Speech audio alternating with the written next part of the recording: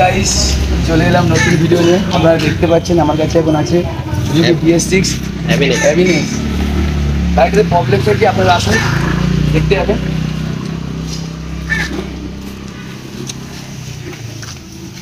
দেখতে পাচ্ছেন গিয়ার বক্সের মধ্যে জল ঢুকে গেছে। জলটা এখন আপনাদের দেখাই।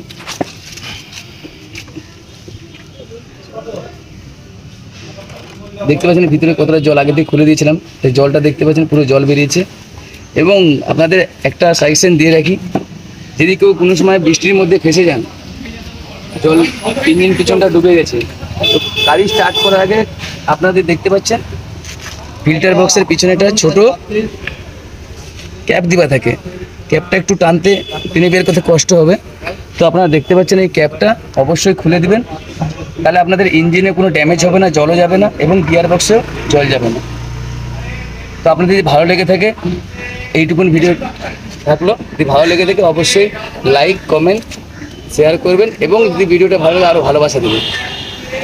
এই বলে ভিডিওটা শেষ করলাম।